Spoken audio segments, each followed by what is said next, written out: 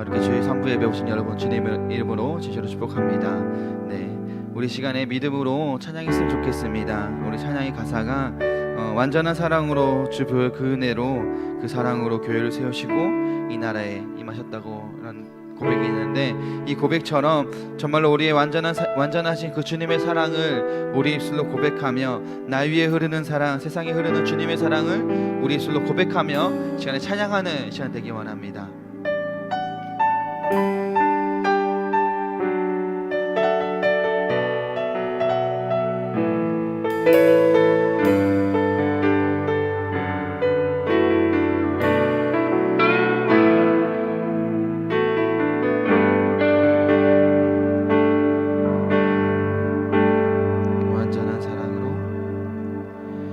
완전한 사랑으로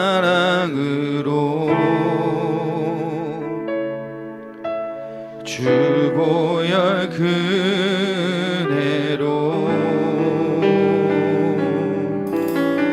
그 사랑으로 교회 세우사 그 나라 임하였네. 신실하신 주의 사랑, 신실한 주의 사랑 내 삶에 가득하나 그 사랑 버리고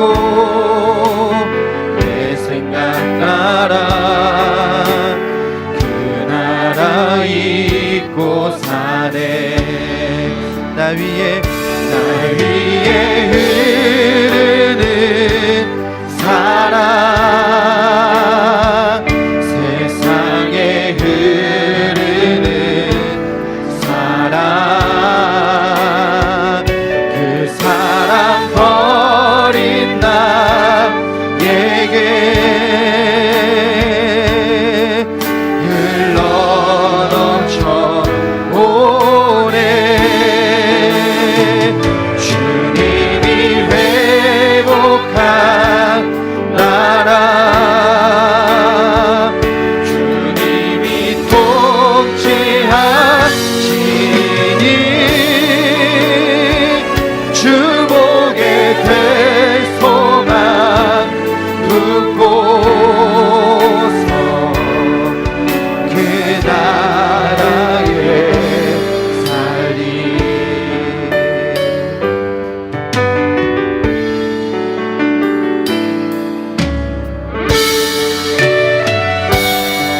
다시 한 번 더 우리 예수로 고백합니다.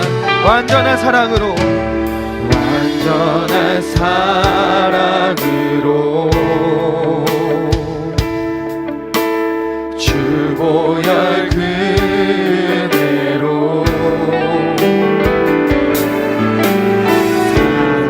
사랑으로 교회 세우사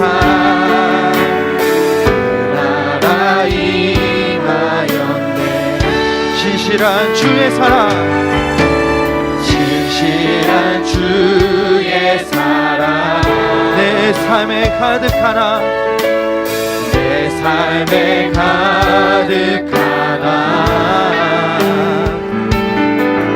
그 사랑 버리고 내 생각 따라 그 나라 이곳 날 위에 흐르는 사랑, 날 위에 흐르는 사랑, 세상에 흐르는 사랑, 그 사랑 버린 나에게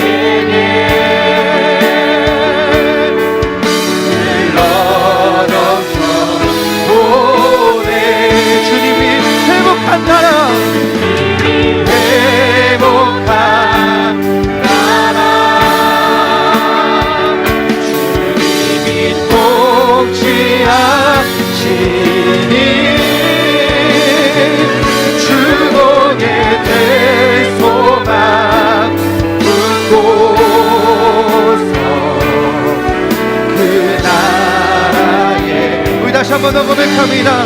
날 위해 흐르는 사랑, 날 위해 흐르는 사랑, 세상에 흐르는 사랑, 그 사랑 버린다 내게.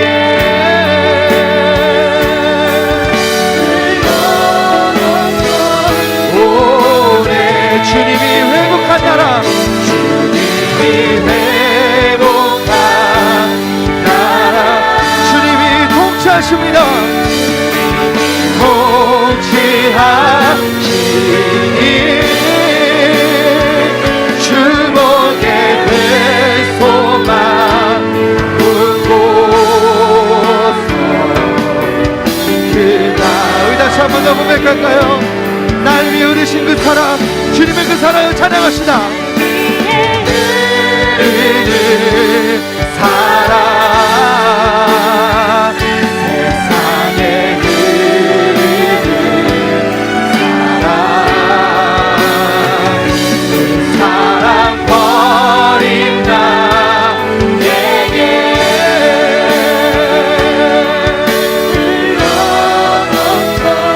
오래 주님이 회복한 나라는 주님이 통치하십니다. 통치하시니 주목의 그 소망 붙고서 그 나라의 삶이. 주목의 그 소망 붙고서 그 나라. 우리 다시 한 번 더 고백합시다. 주목의 그 소망 붙고서 그 나라의 삶이. 우리가 주님의 나라에 살아가는 그런 백성이 되기 원합니다. 우리 이 시간에 새로운 찬양으로 우리 시간 놀라운 주와 매일매일 반복되는 그 삶 속에서 주님을 찬양하는 우리 시간 되기 원합니다.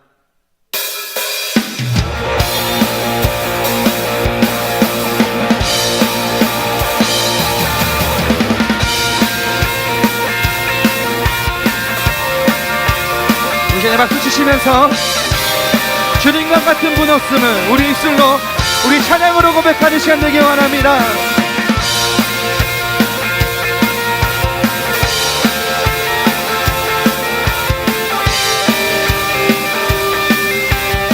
우리 찬양할까요? 주님과 같은 분 없네. 주님과 같은 분 없네.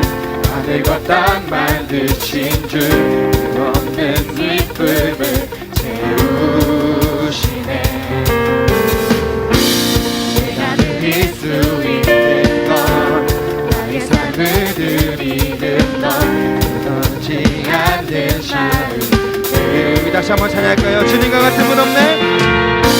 주님과 같은 분 없네. 하늘과 땅 만드신 분, 끝없는 기쁨에 채우시네.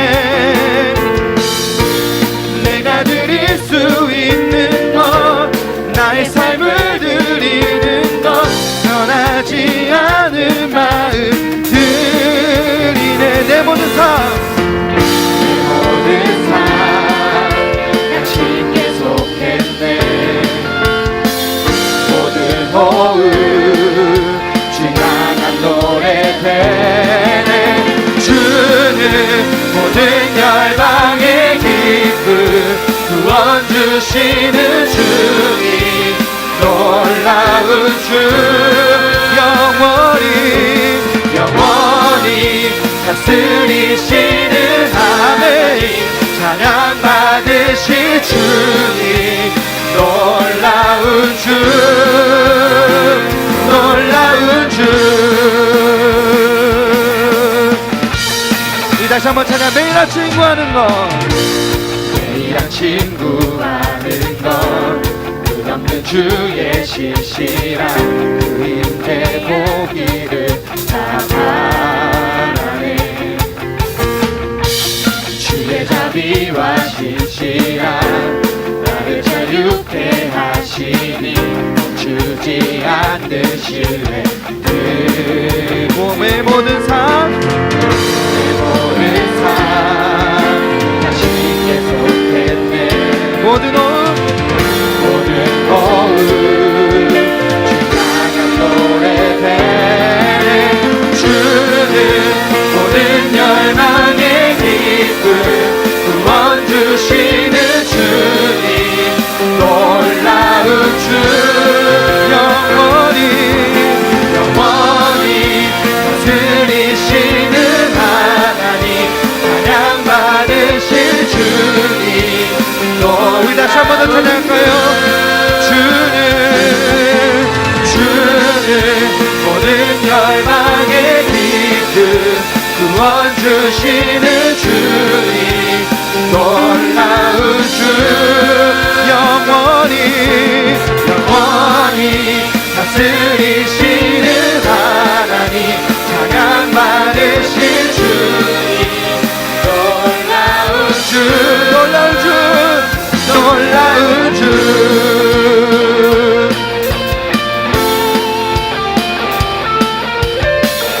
주님께서 우리에게 모든 삶을 허락하시고 우리 오직 주님만을 찬양하는 이 시간 되기 원합니다.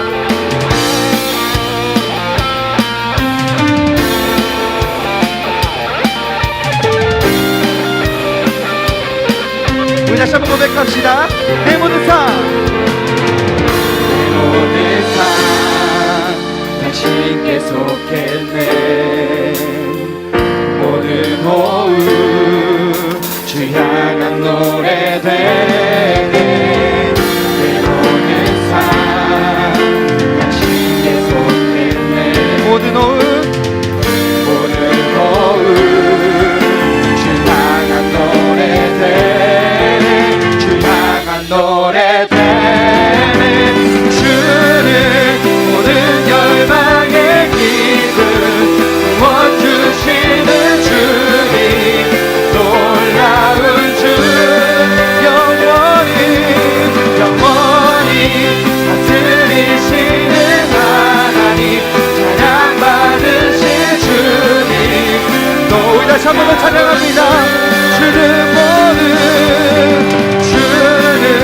모든 열망의 기쁨 구원 주시는 주님 놀라운 주 영원히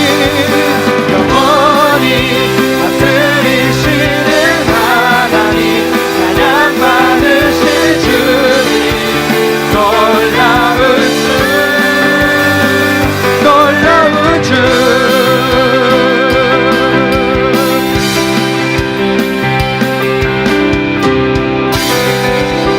놀라운 주님이 우리 함께 하십니다.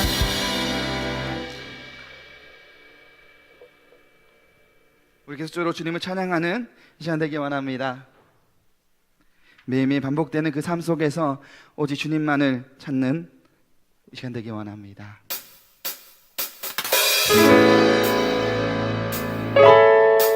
여러분 모르실 수 있는 곡이에요. 그렇지만 이 가사를 보면 매일매일 갈등되는 그 하루하루 속에서 주님을 찾아서 그 삶을 증거하는 그런 찬양입니다. 매일매일 반복되는 갈등 속에 하루하루 선택이란 갈림길에 치열하게 살아가는 우리들의 시간 속에 매일같이 사랑이란 이름으로 하루 종일 동행하며 영원으로 이끄시는 진실하신 아름다운 노래하니 주의 얼굴을 구하는 이 자리 반가운 주의 음성으로 가물어 메마른 우리의 목마름을 채우고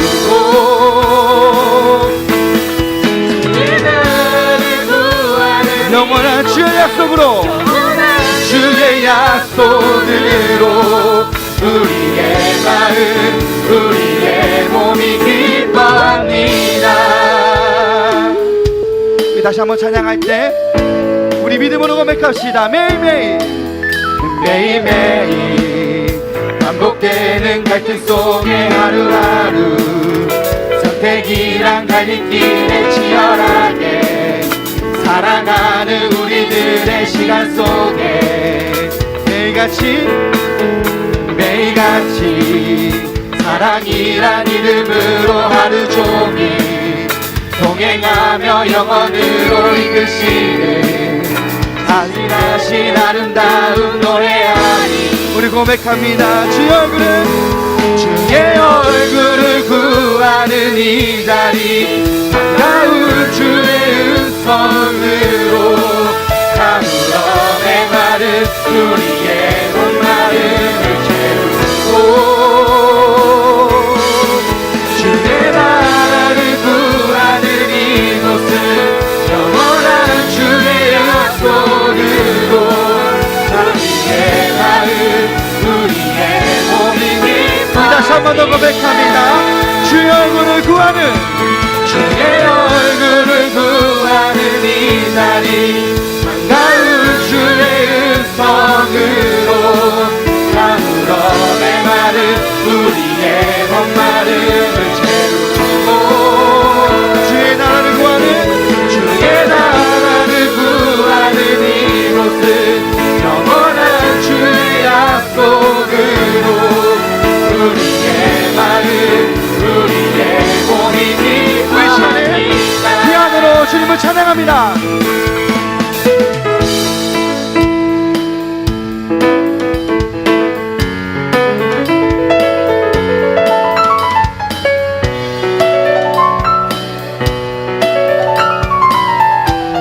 이 시간에 기타로 주님을 찬양합니다.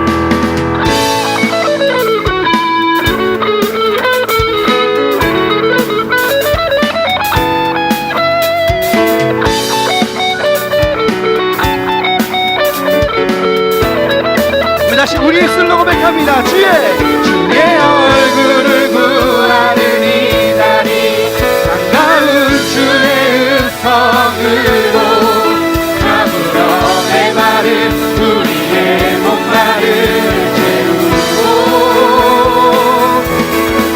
주의 나라를 구하는 이곳은 영원한 주의 약속으로 우리 마지막으로 주님을 찬양합니다. 주의 얼굴을 구하는 이 자리 반가운 주의 음성으로 가물어 메마른 우리의 목마름을 채우고 주의 나라를 구하는 이곳은 영원한 주의 약속으로 우리의 마음 우리의 몸이 기뻐합니다.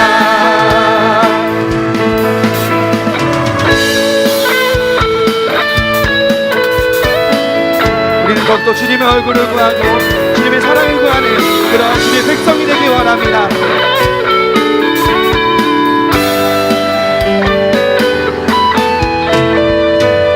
우리 하나님께 영광의 박수 올립시다. 아멘.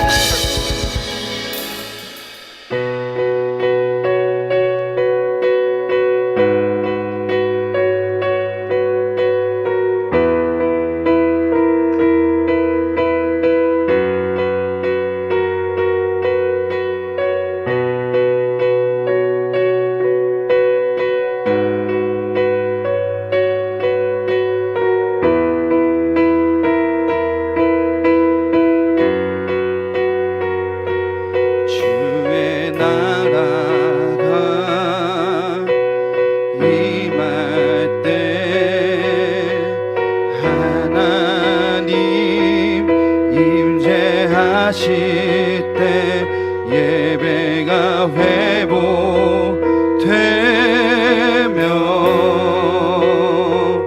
기적은 일어나네. 전능하신 주 전능하신 주 영원하신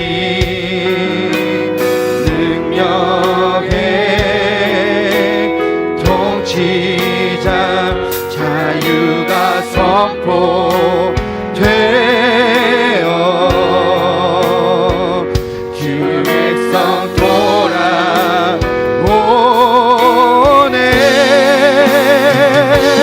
하나님 나라 임하소서.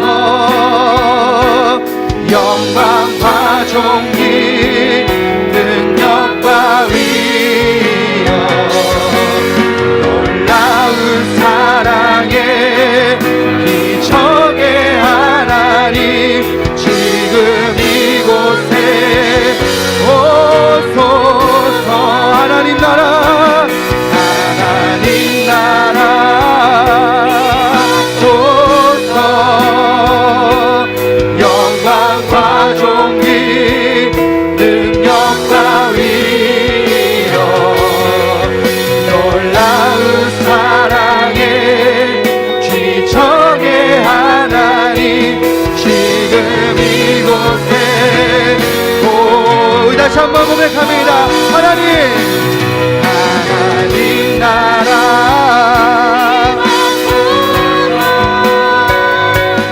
영광과 존귀 능력과 위엄 놀라운 사랑의 기적의 하나님 지금 이곳에 오소서.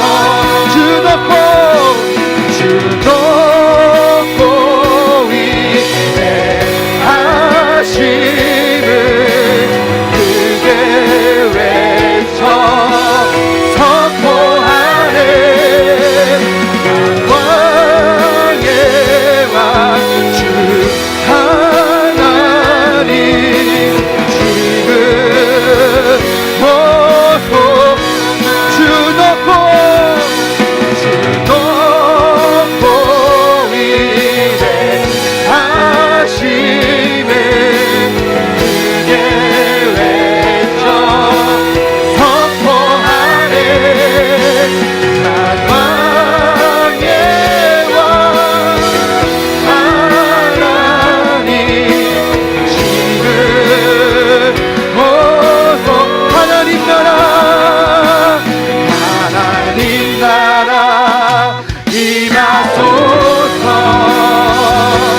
영광과 존귀 능력과 위엄 놀라운 사랑의 기적의 하나님 지금 이곳에 오소. 하나님 나라 찬양합니다. 하나님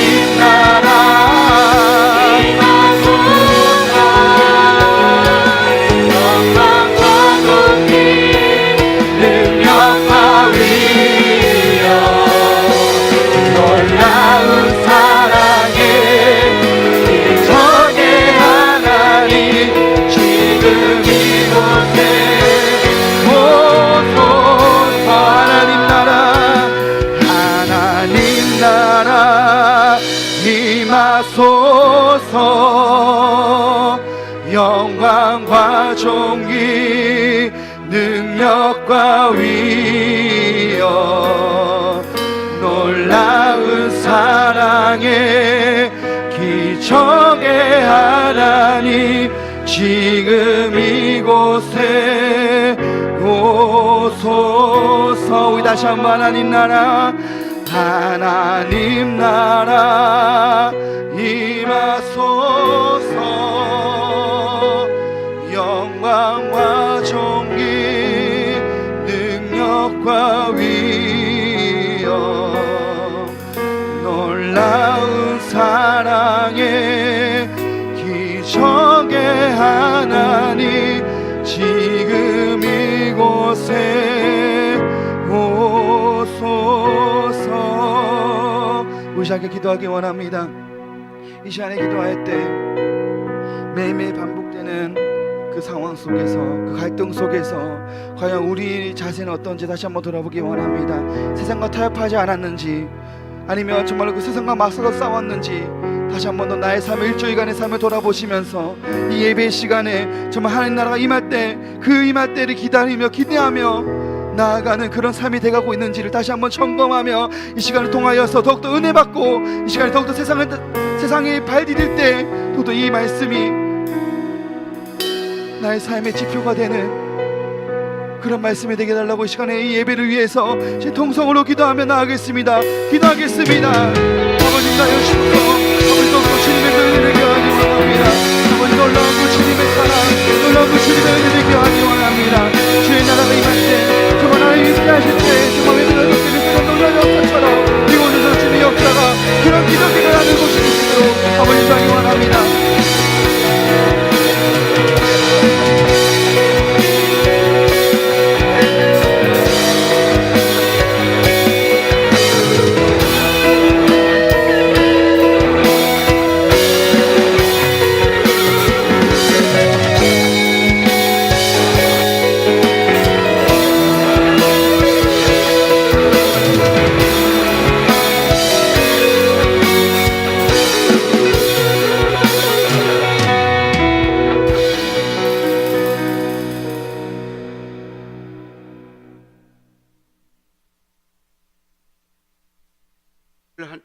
올해도 어김없이 오국백과를 허락하여 주시고 때를 따라 추수할 수 있도록 허락하신 모든 은혜에 감사합니다. 이로 인해 모든 사람들이 하나님의 사랑으로 추수의 기쁨을 누리게 하시고 이 땅에 소산이 넘치게 허락하셔서 많은 결실을 주시니 감사합니다. 아멘. 우리 삶 속에서도 믿음의 풍성한 열매를 맺게 하시고 알곡 신자가 되게 하옵소서. 아버지. 자비로우신 하나님, 7일 방한한 미국 트럼프 대통령의 방한으로 한미 관계가 개선되게 하시고 모든 문제가 상승으로 거듭나게 하시며 국민들이 안보의 안정을 얻게 하옵소서.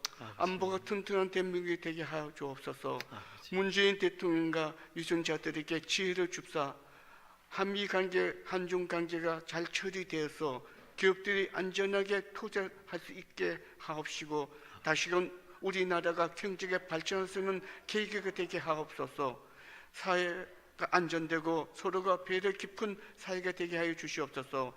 강대국 외교에도 주권 국가로서 주권을 잘 지키게 하옵소서. 그래야 어떤 도전에도 끄떡없는 적지만 강한 대한민국이 되게 하옵소서.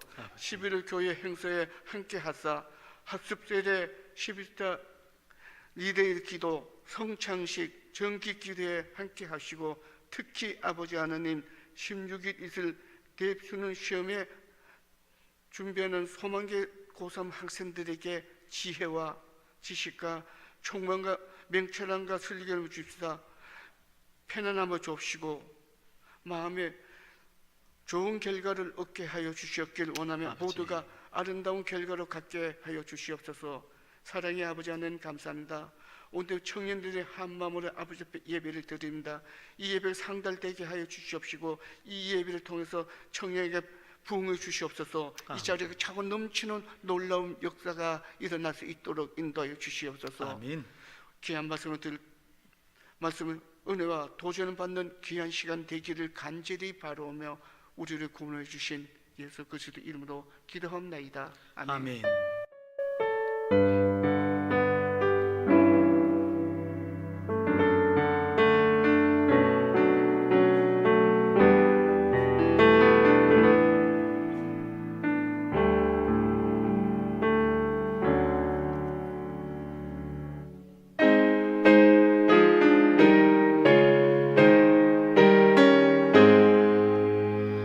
만국의 근원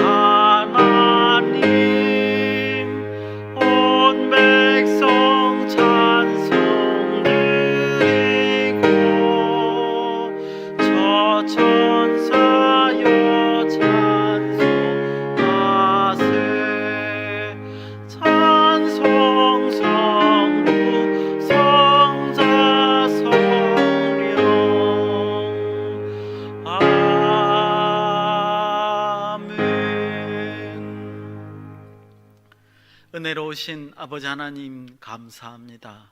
하나님께서 한 주간 하나님의 날개 아래에 머물게 허락하셨다가 이렇게 거룩한 주일날 하나님 앞에 나와 예배드릴 수 있도록 인도하여 주심을 감사드립니다. 아버지 하나님, 하나님께서 우리를 구원하심도 감사하고 하나님께서 우리에게 말씀을 주심도 감사하여 아버지 하나님, 하나님 앞에 헌물을 드리는 손길들이 있습니다.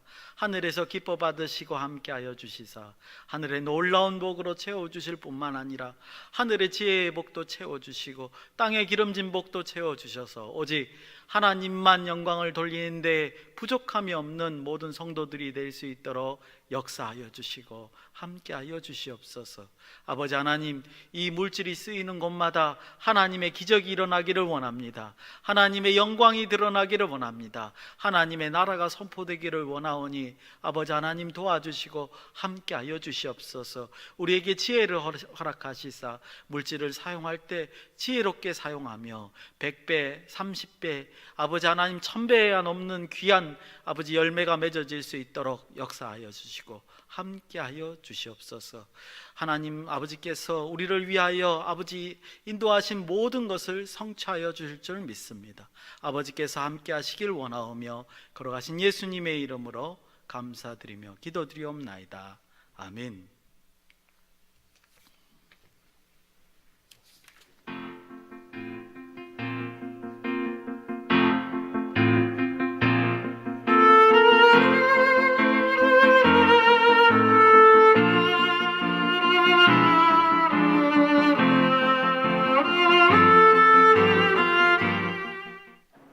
안녕하세요. 11월의 첫째 주 소망 뉴스를 전해드리겠습니다. 첫 소식입니다. 11월의 목회 계획을 참고하시고 위하여 기도와 협력을 부탁드립니다. 오늘 오전 2부 예배 시에 학습 세례식이 있고 다음 주 12일 오전 1, 2부 예배 시에 성찬식이 있사오니 경건한 마음으로 참여해 주시기 바랍니다. 11차 릴레이 기도회는 다음 주 한 주간을 하도록 하겠습니다.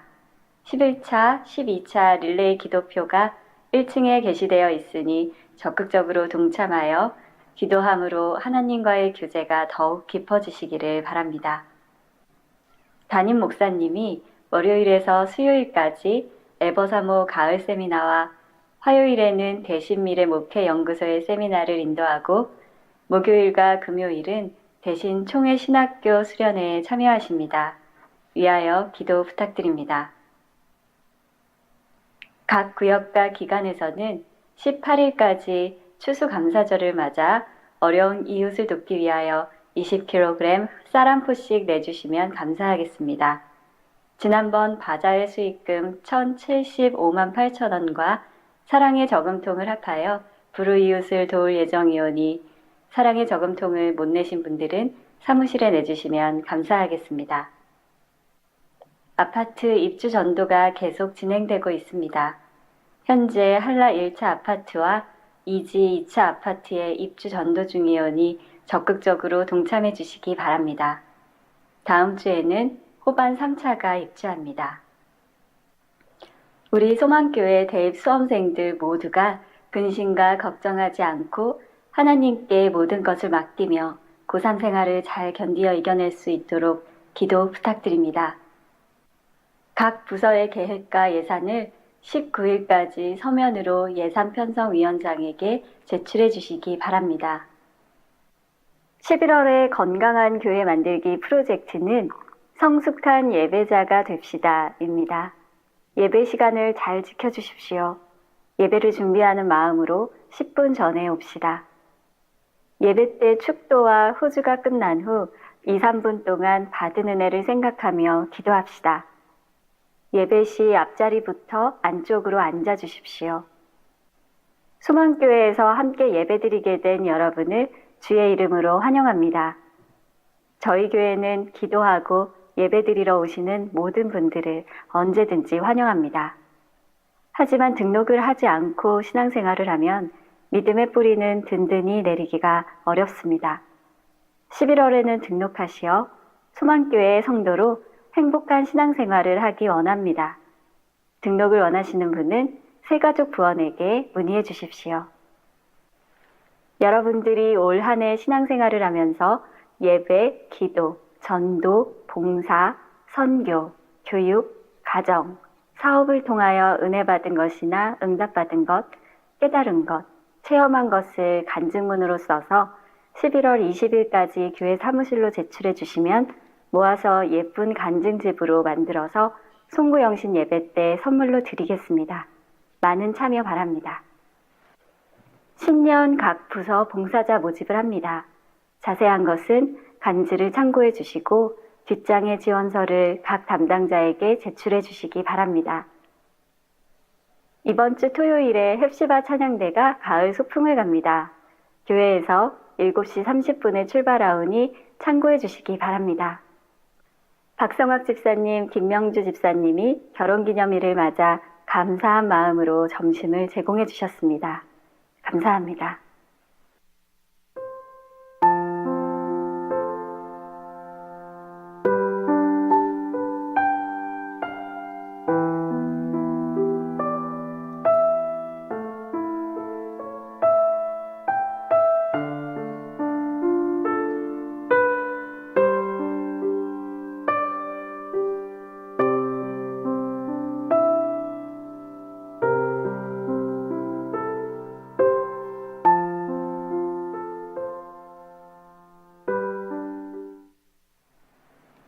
오늘은 학습 세례식이 있고 다음 주에는 성찬식이 있습니다. 경건한 마음으로 참여하여 풍성한 은혜를 누리시는 모든 소망인이 되시기를 바랍니다. 행복한 주일 되세요. 고맙습니다. 예, 몇 가지 광고 더 말씀드리겠습니다. 다음 주에 1, 2부 예배 시에요. 그 성찬식이 있습니다. 우리 지금 계속 그 성경 공부할 때마다 성찬에 대해서 배워오고 있는데요. 성찬식을 참여하는 것은 세례교인한테 굉장히 중요한 일입니다. 그래서 가급적이면 다음 주에는 1, 2부 중에 하나를 꼭 들으시고 그 다음에 저희 3부 예배도 같이 드렸으면 그래서 성찬식에 꼭 다음 주에 참여하셨으면 좋겠습니다. 또 이를 위해서 한 주간 또 기도하시고 오셨으면 좋겠습니다. 그리고 지속적인 광고지만 아시죠? 요번 주인가요? 16일 다음 주인가요? 그죠? 다음 주에 그 수능 시험일이 있습니다. 그래서 대입 수험생들을 위해서 기도해 주시고 또 많은 조언도 해 주시고 그렇죠? 여러 가지 팁이 있는 거 아시죠? 그죠? 잘 이렇게 조언해 주셨으면 좋겠고요. 그리고 11월 건강한 교회 만들기 프로젝트가 성숙한 예배자가 됩시다. 광고에서 보신 데 같이 그런데 10분 전에 오시는 겁니다.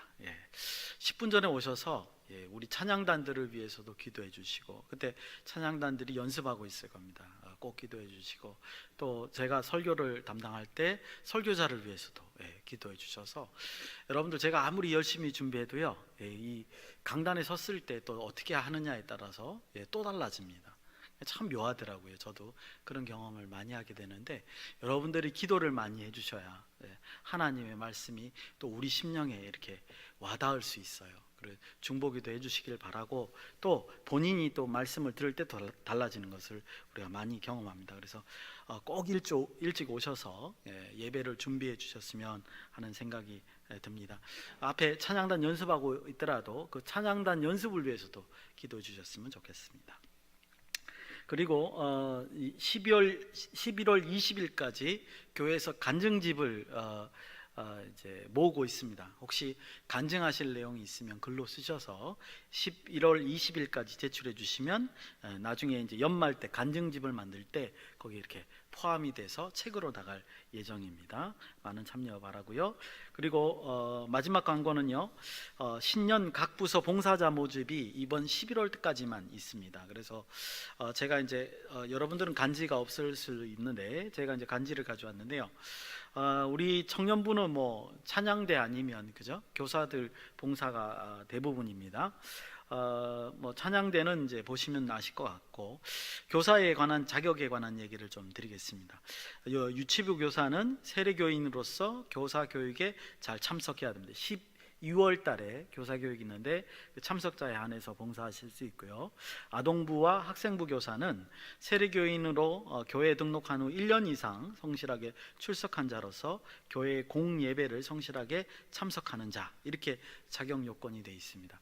교육부서는 우리 청년부들이 많이 가고 있기 때문에 꼭 참고를 하셔서 봉사를 좀 해주셨으면 하는 바람입니다. 그리고 아시다시피 교회에서 나가는 장학금은 봉사자에 한해서 1년에 한 차례만 나가기 때문에 이런 것도 꼭 참여를 하셔서 장학금도 받고 교회도 봉사하고 그렇게 하셨으면 좋겠습니다.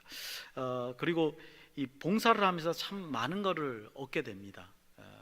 나와 하나님과의 신앙관계도 아주 잘 정립할 수 있으니까 잘 기도해 보시고, 또 도움의 손길이 많이 필요하니까 교사로 지원하실 분들은 꼭 교사로 지원해 주시고, 찬양대 지원하실 분들은 많이 또 봉사해 주시고 그랬으면 좋겠습니다.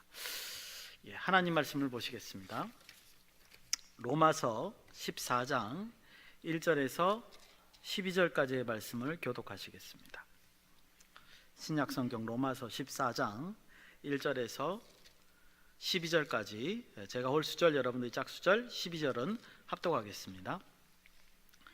믿음이 연약한 자를 너희가 받되 그의 의견을 비판하지 말라.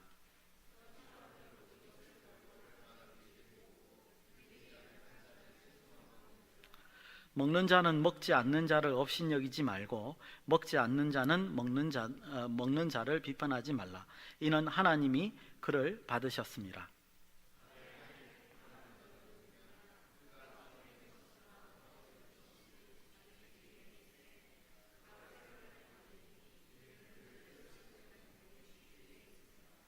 어떤 사람은 이 날을 저 날보다 낮게 여기고 어떤 사람은 모든 날을 같게 여기나니 각각 자기 마음으로 확정할지니라.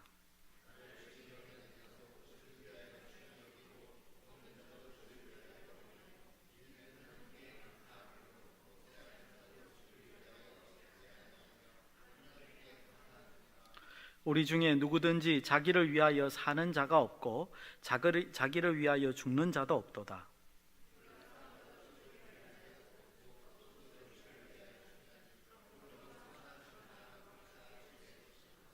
이를 위하여 그리스도께서 죽었다가 다시 살아나셨으니 곧 죽은 자와 산 자의 주가 되려 하심이라.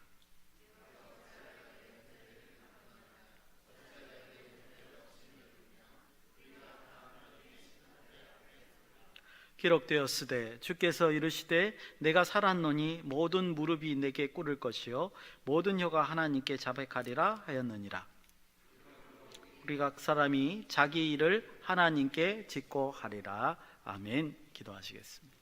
참으로 고마우신 아버지 하나님, 오늘도 로마서의 말씀을 묵상하려고 합니다.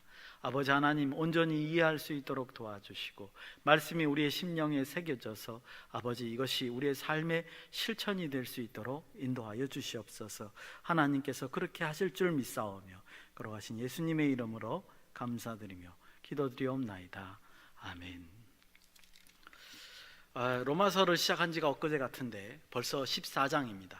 16장까지 있으니까 이제 얼마 남지 않았죠. 꼭 제가 기획한 건 아닌데 1년 동안 보는 것 같습니다. 그죠?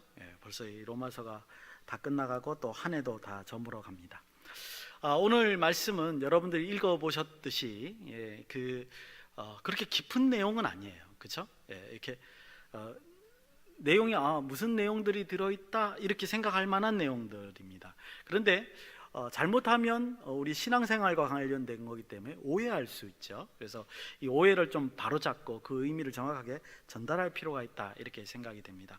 오늘은 조금 제가 기존에 하던 방식과 달리 설교를 하려고 합니다. 기존에는 한 절 한 절 읽고 해석을 했는데 오늘은 꼭 굳이 그러지 않아도 주요 내용을 중심으로 몇 절만 같이 읽어도 될 것 같습니다. 그래서 주요 내용을 위주로 제가 한번 말씀을 전해드리려고 합니다. 먼저 이 본문의 내용을 이해하려면요, 이게 무엇에 대한 얘기인가를 좀 아셔야 되죠. 그래서 좀 어려운 말이지만 본질과 비본질에 관한 얘기다라는 걸 여러분들이 아셔야 됩니다. 그걸 제대로만 이해를 하시면 이제 본문에 있는 내용을 제가 굳이 크게 설명을 드리지 않아도 이해할 수 있습니다. 본질과 비본질이 뭐냐?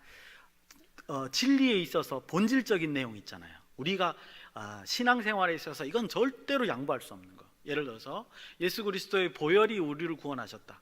이거는 변하면 안 되죠. 오직 구원은 예수님밖에 없다. 그렇죠? 이거는 변하면 안 됩니다. 이거는 우리가 목숨을 걸고 지켜야 되는 부분이죠. 그래서 이런 걸 우리가 본질이라고 얘기합니다.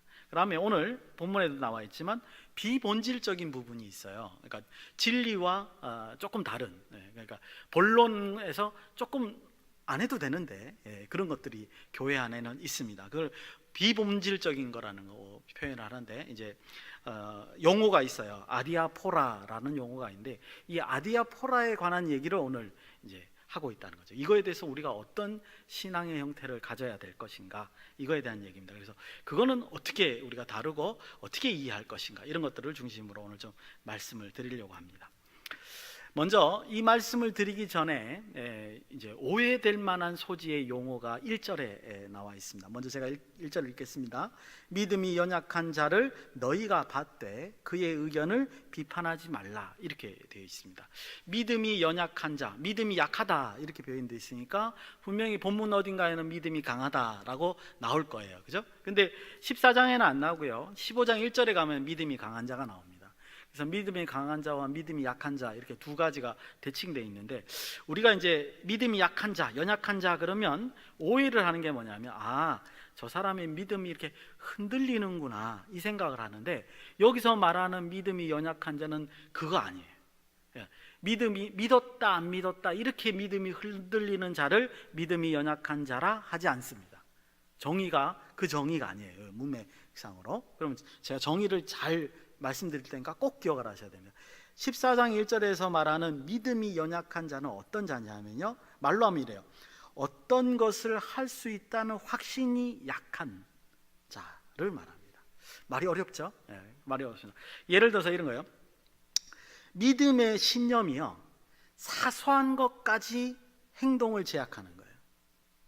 남들이 봐서 뭐 저런 것까지 할 필요가 있어 하는 것조차도 제약을 해서 그거대로 사회로 말 FM대로 쫙 가야 되는 사람, 이 사람을 믿음이 연약한 자다, 이렇게 표현을 하십니다. 그러니까 믿음이 좌지우지 되는 자를 말하는 게 아니에요. 예를 한번 들어보겠습니다. 제 얘기를 하는 게 더 좋겠죠, 그죠? 저 같은 경우에는요, 이 찌짐을 되게 좋아합니다. 그렇다고 찌짐을 달라는 얘기는 아니에요. 찌짐을 무척 좋아합니다. 근데요, 이제 나이가 들어가지고요, 찌짐을 많이 먹잖아요. 그럼 속에서 받지를 못해요. 그러면 이제 어느 정도 먹고 나면 멈춰야 되잖아요. 그렇죠? 멈추지를 못해요. 결국은 저한테 해가 된단 말이죠. 그죠? 그러니까 저는 아예 처음부터 찌짐이 있는 것을 안 가는 게 좋아요. 그렇죠? 이런 식으로 사소한 것을 제가 자제를 하면 되는데 자제하지 못하고 그걸 아예 안 하는 행위, 규제하는 행위, 이런 것을 여기서 믿음이 연약한 자예요. 전에 누차도 말씀드렸죠. 저는 텔레비전만 옆에 있으면 껴안고 삽니다. 그래서 저희 집엔 텔레비전이 없어요. 그러니까 불편함이 많죠, 그죠? 그렇듯이 이런 것을 믿음이 연약한 자라. 행동을 자기가 믿음만 있고 신념만 있고 아는 지식이 있으면 자유롭게 충분히 할 수 있는데도 불구하고 그걸 아예 못하게, 자기도 못하게 하고 다른 사람도 못하게 하는 자, 이런 자를 믿음이 연약한 자라, 이렇게 표현을 한 겁니다. 근데 오늘 첫 번째 1절에서 말씀이 뭐라고 돼 있죠? 이런 믿음이 연약한 자의 주장이 잘못됐거나 무시받아야 할 것이 아니다, 이렇게 선언하고 있다는 사실입니다. 우리 가운데, 우리 교회 안에 가운데 이런 분들이 계실 수 있잖아요, 그죠? 그래서 저는 개인적으로 생각에, 저도 아까 전에 약점이 있으니까 오히려 개인적으로는 이렇게 믿음이 연약한 자들이 우리 안에 있고 그분들의 말을 듣는 게 더 낫다, 저는 그런 생각이 듭니다. 왜냐하면 적어도 그 유혹에 빠지지 않을 수 있거든요. 그래서 이 본문에서 말하는 그런 비본질적인 것이 뭐냐, 여기서부터 정신 바짝 차리고 들으셔야 됩니다. 이거 자다가 들으시면 큰일 납니다. 이거 자다가 이렇게 중간에 딱 들으시면 저래도 된다는 뜻이야, 이렇게 들리기 때문에 비본질적인 거를 이제 두 가지를 여기서 말하는데, 첫 번째는 먹는 거에 관한 겁니다. 그 당시에 이제 율법에 명시된 것만 먹느냐, 아니면 율법에 명시 안 돼 있어도 예수님께서 모든 걸 다 이제 구약에 있는 제사 제도를 다 성취하셨기 때문에 하나님께서 주신 음식은 다 먹어도 된다. 특별히 이제 뭐와 관련됐냐면 고린도 교회 같은 경우에는 우상 제물이 시장에 나오는 거죠. 그러니까 성도가 만약에 고기를 구매하게 되면 그건 전부 다 우상 제물이 됐던 것들이 구매가 되기 때문에 고기를 먹는 것이 가하지 않느냐 뭐 이런 얘기죠. 이런 것들에 관한 것을 얘기를 합니다. 율법에 정한 것만 먹을 것이냐 아니면 그렇지 않아도 되느냐 이런 거. 그다음 두 번째, 이거 잘 들으셔야 되는데, 날을 지키는 것이다. 이렇게. 날을 지키는 것이라면 뭐냐 하면, 구약에는 그 거룩한 날로 여기는 게 뭐죠? 안식일이죠.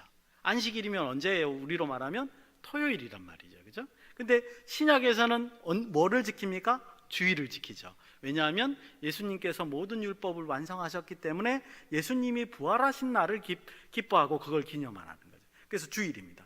자, 근데 이제 문제는 유대 배경을 가지고 있는 크리스찬이 이거 안식일을 지켜야 돼, 주일을 지켜야 돼 이러는 거예요. 어떤 사람은 이게 옳다 그러고 어떤 사람은 저게 옳다 그러고 어떤 사람은 둘 다 지키고 뭐 이러는 거를 말하는 겁니다. 그러면 도대체 어느 날짜를 정해서 해야 되느냐, 이런 것들이 비본질적인 것이다 이렇게 말할 수 있습니다. 이게 그 당시의 비본질적인 것에 대한 얘기입니다. 개인적인 측면에서 말하면요, 이렇습니다. 잘 들으셔야 돼요. 괜히 오해하시면 큰일 납니다. 하나님을 아는 지식과 믿음이 확실하면, 자기가 하나님을 아는 거, 이거는 내가 안 지켜도 돼, 괜찮아, 이렇게 할 수 있는 믿음과 지식이 확실하고 또 그것을 행동으로 옮길 수 있으면, 그러면 신앙적인 양심이 말하는 거대로 행하고 그 다음에 자유를 누리면 됩니다. 그러니까 우상 제물이라도요, 이게 나하고 신앙적인 거하고 전혀 상관이 없어, 나는 양심에 꺼리낌이 없어, 그러면 뭐야? 먹어도 된다는 거예요. 그게 원칙적인 거예요. 이 개인적으로 원칙적입니다. 왜냐하면 아까도 말씀드렸듯이 예수님께서 모든 율법에 대한 내용을 다 완성을 하셨고 허락을 하셨기 때문에 유대 전통과 충돌되는 그 부분을 개인적인 확신으로 충분히 자유롭게 누릴 수 있습니다. 이게 개인적인 측면에서의 원칙적인 말이에요. 근데 문제는 뭐냐 하면요, 바로 이거예요. 공동체적인 측면이 있다는 사실을 아셔야 됩니다. 공동체적인 측면에 있어서 이 아디아포라를 다룰 때는요, 개인의, 잘 들으셔야 돼요, 개인의 그 확신이, 개인별로 하는 신앙의 그 확신이 어떻게 공동체에서는 거룩하게 유지되어야 할까, 요걸 고민하셔야 돼요. 다시 한번요, 개인적인 확신이요, 어떻게 공동체에서는 거룩하게 객관화되고 거룩을 유지하는 데 사용될 수 있을까를 고민해야 됩니다.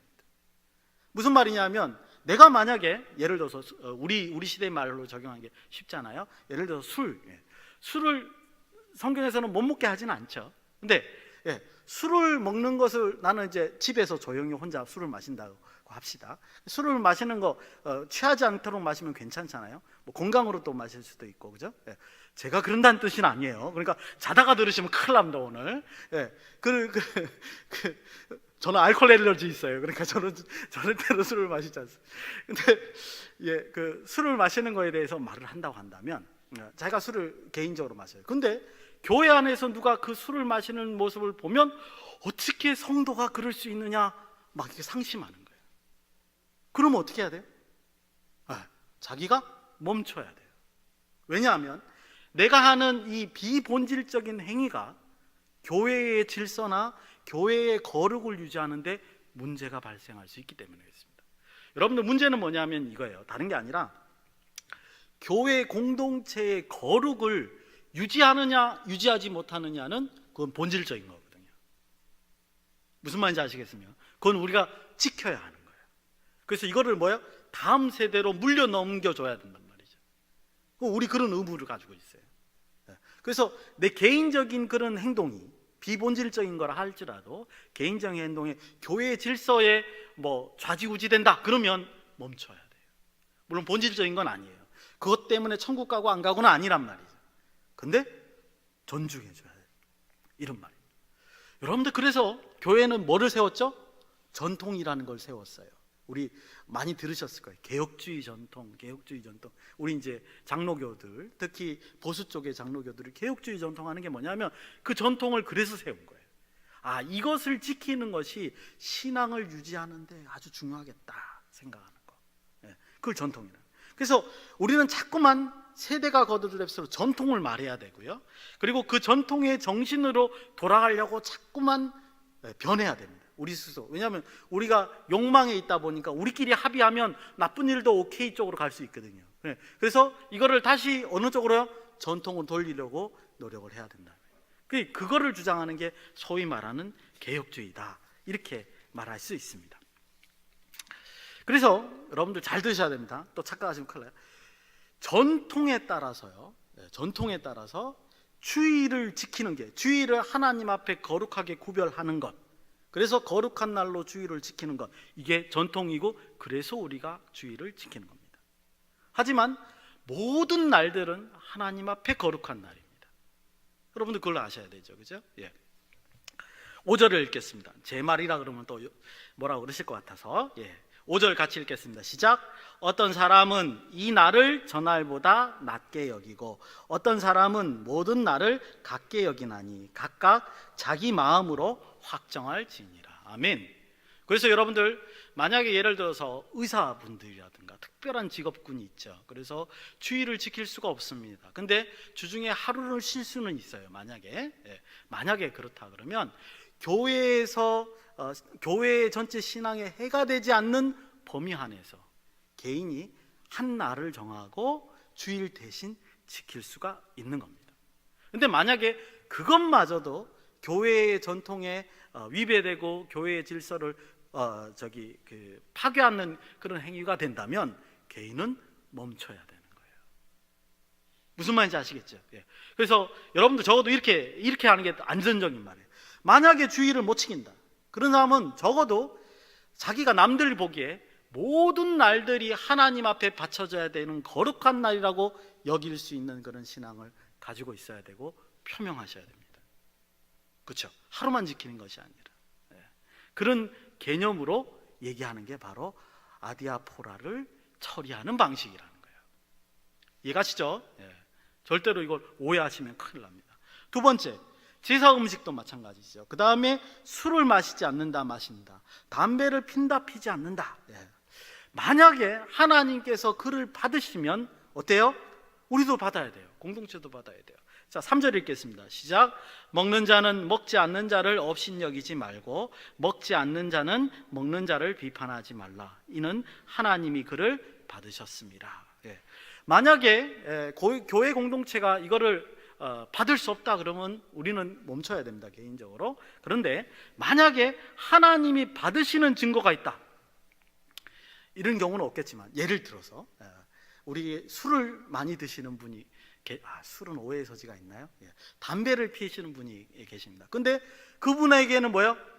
그분이 교회를 나오시는데 성령이 역사하셔서 성령의 일들을 이루어 가시고 성령의 열매를 맺어 가신단 말이에요. 하나님이 받으신 거죠. 그럼 우리도 어때요? 받아야 되죠. 만약입니다, 만약. 그죠? 이런 문제가 있다라는 것을 성경이 말합니다. 근데 조심할 거는 뭐냐면요, 우리가 여기서 말하는 그 사람을 받아야 된다, 안 받아야 된다, 그 얘기를 하는 게 아니에요. 더 중요한 거는 이거 3절 같이 뭐예요? 이거죠. 먹는 자는 먹지 않는 자, 그 음식을 먹는 자는 뭐예요? 좀 자유로운 사람이죠. 그러니까 믿음이 강한 자로 표현되어 있는 성경의 그런 사람입니다. 믿음이 강한 자는 믿음이 연약한 자, 먹지 않는 자를 업신여기면 안 됩니다. 예를 들어서 이런 거죠. 아이고, 저것도 혼자 컨트롤 못하고, 뭐 그걸 또 규제를 하고 그래, 이러면 안 돼요. 그러면 안 돼요. 그 다음에 또 어떻게 돼 있죠? 먹지 않는 자는, 즉 믿음이 연약한 자는 성경에 의하면 먹는 자, 믿음이 강한 자를 비판하지 말라. 어떻게 저런 걸 먹을 수 있어? 말도 안 되는 소리야. 우리 신앙에서는 용납이 안 돼. 이렇게 비판하는 거, 이런 거 하지 말라는 겁니다. 중요한 거는요, 이런 모든 것이 뭐예요? 교회의 공동체를 해친다는 게 문제예요. 그렇죠? 뭐 가지고? 비본질적인 거 가지고. 본질적인 거 가지고 하는 게 아니라 비본질적인 거 가지고 목숨을 걸고 싸울 수는 없지 않느냐. 지금 바울은 우리에게 이런 얘기를 합니다. 여러분들 웃음 얘기 같지만요, 17세기에는 뭐 가지고 문제가 됐냐면 결혼식 할 때 반지를 교환해야 되느냐 말아야 되느냐 가지고 엄청나게 뜨겁게 싸웠답니다. 교회에서 하지 말아야 된다는 거예요. 우리는 지금 사고는 이해가 안 가죠, 그죠? 예. 그 다음에 최근까지도 있습니다. 장례 문화에서 화장을 해야 될까 말아야 될까 교회 내에서 아주 뜨거운 논쟁거리였습니다. 또 여러분들 아마 이해가 안 되세요. 보석을 이렇게 해가지고 오는 거라든가 좀 심한 데는요, 뭐냐면 흰색 저고리에 검정 치마 그게 규칙화 돼 있었어요. 교회에 그러고 와야 돼. 제가 아는 할머니 권사님은 뭐냐면 주일날만 되면 예배당 문 앞에 딱 서 계셔서 치마가 좀 짧거나 만약에 이렇게 반소매라든가 그러면 너 뭐 때문에 왔어 교회 이러시고 막 그러셨어요. 그게 경건이라고 생각을 하셨기 때문에 그러셨단 말이죠. 이런 본질이냐 비본질이냐는 문제가 교회에 있었던 게 사실이라는 겁니다. 근데 중요한 것은 이런 것이 교회 공동체를 해치게 하면 안 된다는 거죠. 6절을 한번 같이 읽겠습니다. 시작. 나를 중히 여기는 자도 주를 위해 중히 여기고 먹는 자도 주를 위해 먹으니 이는 하나님께 감사하며 먹지 않는 자도 주를 위해 먹지 아니하며 하나님께 감사하느냐. 그러면 이런 본질적인 거냐 비본질적인 거냐의 문제는 기준이 어디 있느냐? 하나님께 있다는 겁니다. 하나님을 사랑하느냐, 하나님을 진실로 경외하느냐, 그것이 자기 행동에 지금 묻어나느냐 안 하느냐, 사실은 거기에 있다는 것이죠. 그래서 4절에 예시가 되어 있는데요, 이런 식으로 바울은 설명합니다. 우리하고는 좀 안 맞지만 예를 들어서 종이 있는데 4절의 내용이 이겁니다. 종이 있는데 주인이 종에게 일어서 앉아 이런 말을 할 수 있지만 남이 와서 종에게가 되고 일어서 앉아 이렇게 못하지 않느냐. 그렇죠. 우리가 아는 상식에서도 그렇습니다. 우리는 종이 없습니다만 그럴 때 남이라고 하는 말이 뭐냐면 우리 형제끼리 서로 한 성도가 다른 성도에게 이래라 저래라 하는 것은 잘못되지 않았느냐, 이렇게 바울은 얘기합니다. 이 자잘못은 누가 결정하신다고요? 하나님이 결정하시지 않느냐, 이렇게 바울은 얘기를 합니다. 그렇지만 아까 전에도 꼭 말씀드렸듯이요, 그럼에도 불구하고 아무리 그 비본질적인 것이 해도 되고 안 된다 할지라도 공동체의 신앙을 훼손하게 된다면 당장 멈춰야 됩니다. 왜냐하면 아까 말씀드린 대로 본질, 공동체가 유지되어야 되는 그 본질을 훼손할 수 있기 때문에 그렇습니다. 11절에서 11절에 나와 있는 것처럼요, 하나님께서 그 자잘못은 나중에 심판대에 가서서 심판하실 거예요. 12절에 가면 이런 말이 있죠. 우리 각 사람이 자기 일을 하나님 앞에 짓고 하리라. 그건 하나님 앞에서 내 믿음이 온전한가 아닌가 심판받을 얘기지, 우리가 서로 이것을 가지고 따지고 안 따지고 할 필요가 없다는 거죠. 될 수 있으면 어떤 방식을 취하는 게 좋으냐, 내가 조금 불편하고 그렇다 할지라도 저 사람의 신앙을 유지하는 데 있어서 내가 참을 수 있다, 그러면 참아야 된다, 이렇게 하는 것이 아주 좋은 방식이다, 이렇게 말하고 있습니다. 오늘 본문이요, 두 가지로 묵상하고 마치려고 합니다. 첫 번째는요, 여러분들 본문을 보셨지만 분위기를 보셨다시피 비본질적인 문제로 교회에서 논쟁하지 말라고 되어 있습니다. 교회에서 이런 거로 문제를 일으키면 안 된다는 거죠. 여기에 바울의 강조점이 있고요, 실천적인 교훈을 하고 있는 것을 우리가 아는데요, 10절과 같이 믿음이 연약한 자는 자유를 누리는 강한 자를 비판할 수 있습니다. 비판하면 안 돼요. 형제가 형제를 비판하면 안 되는 거죠. 그 다음에 강한 자는 약한 자를 업신여길 수 있습니다. 에휴, 네가 지식이 모자라니까 그걸 몰라서 그렇지, 그렇게 써요. 근데 그렇게 업신여기면 안 됩니다. 그럴 권한이 우리에게는 없습니다. 그렇다면 무슨 의미냐면 공동체, 즉 주님의 몸 되신 교회를 연합할 수 있고, 그 다음에 연합하는 걸 훼손할 수 있는 것은 막아야 되는 것이고, 연합하는 방식으로 우리는 나아가야 된다, 이렇게 말씀드릴 수 있습니다. 여러분들, 이게요 교회가 하나 되는 방식이에요. 사람들의 마음을 모으는 방식이에요. 그래서 이거를 여러분들이 꼭 마음속에 가지고 이거대로 여러분들이 나아가셔야 된다는 겁니다. 본질적인 건 당연히 양보할 수 없죠. 하지만 비본질의 경우에는 서로가 서로의 마음을 맞추는 거예요. 절대로 이 마음을 흩트는 것이 아니다, 이렇게 말씀드릴 수 있습니다. 바울은요 지금 지도자예요. 즉 로마 교회에게 그 교회의 지도자로서 명령할 수 있습니다. 이건 이렇고 저건 저래라, 이렇게 명령해서 질서를 잡을 수 있는 위치입니다. 그럼에도 불구하고 여기서 우리가 볼 수 있는 것은 뭐냐면 바울이 이런 거예요. 복음의 진리의 원칙에 있어서 걸리는 것이 아니라면 모든 것을 바울이 뭐야? 맞추려고 하고 있다는 겁니다. 굉장히 놀라운 거거든요. 그러니까 우리도 마찬가지로 그렇게 하려고 노력을 하고, 교회가 그리스도의 몸 되신 교회가 연합할 수 있도록 최선을 다해야 된다, 이런 것을 오늘 본문 말씀에서 볼 수 있습니다. 두 번째, 마지막입니다. 분쟁은 아니더라도요 무언의 압박을 하셔도 안 됩니다. 우리 교회에서 그런 거 많이 봅니다. 아니, 우리 교회가 아니고 현대 교회에서 말 잘못하면 큰일 날 뻔했어요. 현대 교회에서 그런 거 많이 봅니다. 무언인데 압박을 해요. 제가 이거를 딱 드는 게 딱 좋을 것 같습니다. 11조 얘기하고 헌금 얘기를 한번 해보겠습니다. 11조는 법이에요. 교회의 법입니다. 그래서 11조는 성경에 뭐라고 된다면 11조를 드리지 않는 것은 구약 성경에, 신약도 아니고 구약 성경에 뭐냐면 하나님의 것을 도적질한다, 이렇게 되어 있습니다. 11조는 법이고요. 주정헌금이라든가 기타 여러 가지 헌금은 그리고 개인적인 거죠. 그죠? 그랬을 때 여러분들 보세요. 헌금을 많이 한다고, 이건 이제 헌금을 많이 하는 사람들 측면에서 얘기입니다. 헌금을 많이 한다고 공로가 쌓인다고 생각하시면 안 됩니다. 그러면서 은근히 압력을 줘요. 나는 이 정도 헌금했어. 여러분들 이제 장년부가 되시기 때문에 이런 말씀을, 예화를 드리는 겁니다. 그 다음에 헌금을 많이, 돈이라는 건 힘이 있잖아요. 헌금을 많이 한다고 해서 교회 내에서 권세를 휘두르려고 합니다. 이것도 아니에요. 그렇죠? 그래서 뭐예요? 너가 나한테 지금 이기려면 너가 헌금을 더 많이 해야 돼, 이런 식으로 은근히 눌러요. 완전히 비본질적인 거 가지고 지금 신앙을 방해하는 행위다, 이 말이에요. 그런단 말이에요. 돈이 힘이 있기 때문에. 반대로 얘기해 볼게요. 반대로, 극단적인 예로 11조를 낼 필요가 있어? 나 너무 힘드는데 11조를 낼 필요가 있어? 이거 아니에요. 11조는 내셔야 돼요. 이건 법입니다. 왜 내야 되냐면요, 11조라는 것은 하나님의 일을 하는 물질이기 때문에 그렇습니다. 교회를 유지하는 것도 당연이지만 전도하는 것도, 그죠?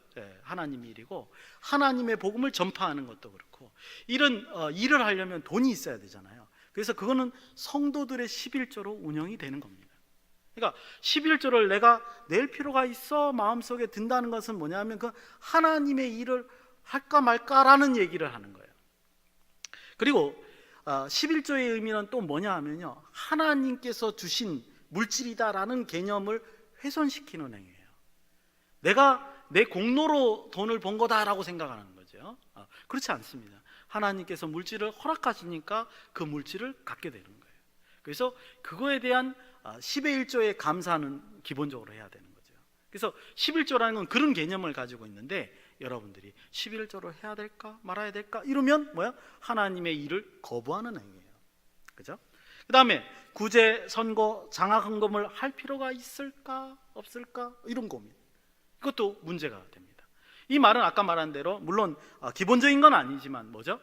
하나님의 일을 할까 말까, 감동이 되면 충분히 할 수 있는 겁니다. 의무적으로 하는 것이 아니라 감동이 있으면 하나님께서 은혜를 주시고 물질을 허락하시면 할 수 있는 것이다, 이렇게 말씀을 드릴 수 있습니다. 중요한 거는 이 헌금의 개념에서는 내가 하나님의 일을 해야 되느냐 말아야 되느냐. 성도로서는 당연히 하나님의 일을 감당을 해야 된다는 거죠. 그래서 여러분들 하나님으로부터 온 축복을, 복을 여러분들이 걷어차시면 안 되는 거죠. 그렇죠? 여러분들 남의 어떤 그 사사로운 생각이라든가 이런 부분을요, 여러분들이 제어하시면 안 돼요. 헌금하는 부분에 대해서 여러분들이 이러쿵저러쿵 하시면 안 돼요. 이것이 바로 은근히 말은 안 하지만 간섭하는 거예요. 그리고 은근히 비판하는 거예요. 어떻게 그게 헌금을 하는 거에 대해서 어떻게 남한테 비판하고 간섭할 수 있냐? 비판하는 건 이런 거예요. 경쟁하는 거죠. 너가 나보다 더 교회에 더 많은 물질을 봉사했어? 아니야, 내가 더해. 이런 식으로 은근히 경쟁하는 거. 이거 남의 헌금에 대해서 비판하는 행위예요. 따지고 보면. 그리고 은근히 남의 헌금에 대해서 간섭하게 돼요. 뭐요? 추궁하는 거죠. 자, 나도 이만큼 했으니까 너도 이만큼 해. 추궁하는 거예요. 그러시면 안 돼요. 헌금은 그렇게 하는 거 아니고, 그리고 그 헌금에 하나님께서 그러셨죠. 자의적으로 내는 것을 받으시죠. 그냥 억지로 내는 거 안 받으시고요. 이런 거를 조장시키는 행위예요. 굉장히 민감한 얘기지만 굉장히 중요한 말씀이다. 이렇게 말씀을 드릴 수 있습니다. 성경에서는 뭐라 그러냐면요, 이런 여력이 있으면요 자신의 언행에 심사숙고해라, 이렇게 말을 합니다. 무슨 말이냐면 아까 11절에서 12절에 나와 있는 것처럼 우리가 하나님의 심판대에 결국 쓸 거잖아요. 남이 헌금을 어떻게 하든 말든 그거를 압박하고 비판하고 그러지 말고요. 그거보다 그럴 여력이 있으면 뭐예요?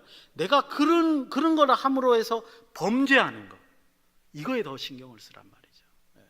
하나님 앞에서 내가 죄를 짓느냐 안 짓느냐, 이거에 대해서 더 신경을 써라, 이렇게 말하는 겁니다. 왜냐하면 나중에 심판대 앞에서 하나님 앞에 직고하게 될 것이니까 그렇다는 겁니다. 마지막 제가 한 구절을 소개하고요, 오늘 설교 제목과 관련이 있습니다. 짧게 묵상하고 예배를 마치려고 합니다. 제 의도는 뭐냐 하면요, 이 말씀의 여운이요 여러분들의 심령 속에, 그리고 저의 심령도 마찬가지, 심령 속에, 그리고 여러분들의 삶에서 여운이 남았으면 좋겠어요. 그걸 바라는 마음에서 이거를 맨 마지막으로 돌렸습니다. 8절입니다. 우리 같이 한번 읽겠습니다. 시작.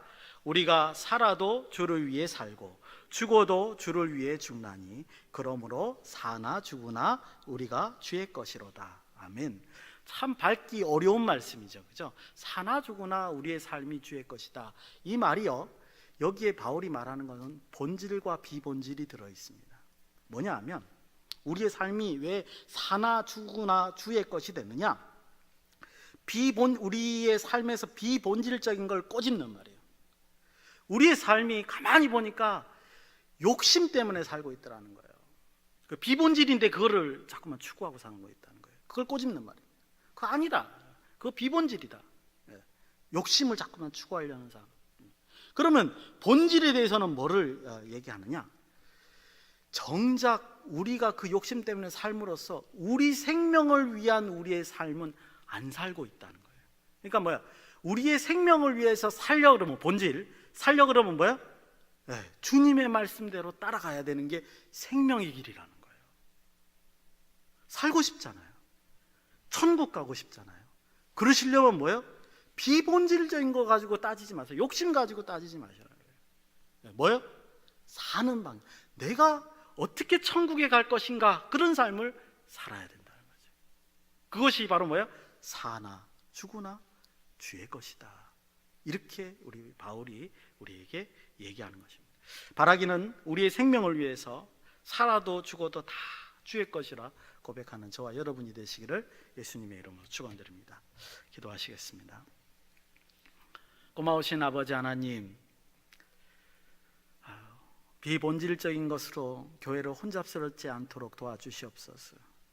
오히려 하나님을 바로 알고 바로 섬기며 믿음을 행동대로 옮겨서 아버지 하나님, 하나님께서 추구하시고자 하는 그 본질을 향해 나아갈 수 있도록 인도하여 주시옵소서. 그래서 우리 욕심대로 살 것이 아니라 하나님께서 우리를 구원하시고자 하는 그 아름다운 사랑에 힘입어서 우리의 생명을 살리는 그 길대로 우리의 삶이 살아갈 수 있도록 역사하시고 함께하여 주시옵소서. 걸어가신 예수님의 이름으로 감사드리며 기도드리옵나이다. 아멘.